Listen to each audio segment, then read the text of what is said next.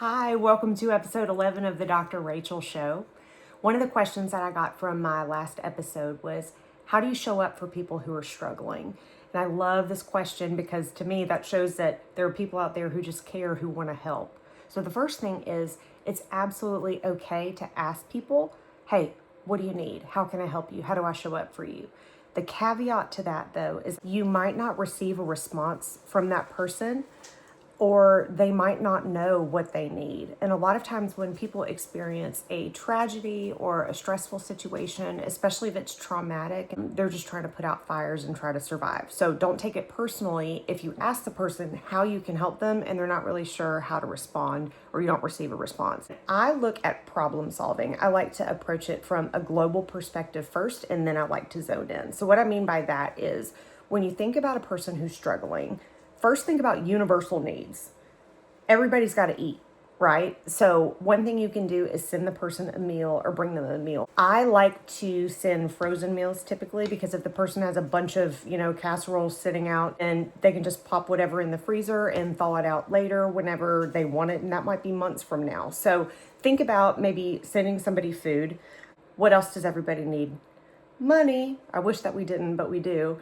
And sometimes it's appropriate to send somebody a Venmo. The day that I had to go to the funeral home to help make plans for my dad's funeral, I received a $10 Venmo from a girl that I hadn't spoken to in probably 20 years. And there was a note that said, I heard you're going to the funeral home today. I know how hard that is. So here's $10 if you want to buy yourself a coffee or a cocktail. And that meant so much to me. So it's not about the amount of money, it's about the thought behind it. So we all need to eat, we all need money. Think about that person's specific needs.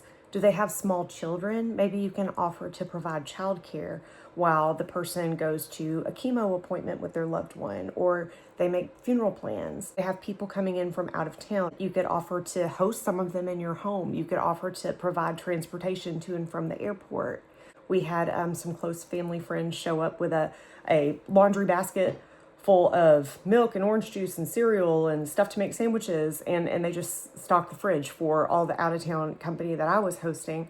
And that meant everything. We had another close family friend. She had made a Costco run, and she showed up with paper towels, toilet paper, napkins, paper plates, anything that you could think of that would be helpful if you have a house full of company. Something else you could do is just various acts of service. Hey, can I show up and unload your dishwasher for you? Can I clean your house? Can I go with you while you get your car serviced? I mean, think about some widows who have had marriages with very traditional gender roles. Maybe they've never even had to take in their car to have an oil change. And that experience can be absolutely intimidating. So maybe offer to go with them. Sometimes the best thing you can do is just sit with someone. And you don't have to say anything. You don't have to offer advice or fill the silence. It's just to be there with them. Sometimes that can mean everything. Be mindful. You might show up at the hospital and get turned away, or you might show up at someone's house and they might say now's not a good time. So just be sensitive to that. Try not to take things personally. But if you can show up to a funeral, if you can show up to the hospital, if you can show up to a person's home and just provide support, take the risk. Do it. Don't worry about what you'll say or what you won't say. Just be there. Also, don't underestimate the power of a note in the mail. We don't do that as much now in our technological age, but just receiving a note in the mail is something that can really lift somebody's spirits. Don't underestimate the power of a text message. It takes no effort to send a text. And sometimes the best you can do is just send a message that says, hey, I'm thinking about you. I'm here for you. That can go a long way. In the South, we are very much a thank you note culture. And I know that funeral homes often put a lot of maybe unintentional pressure, but they put pressure on people to send a thank you note to every single person who attends your loved one's funeral, which is a really thoughtful gesture, but that's not realistic, especially if you have a funeral where 1,500 people show up.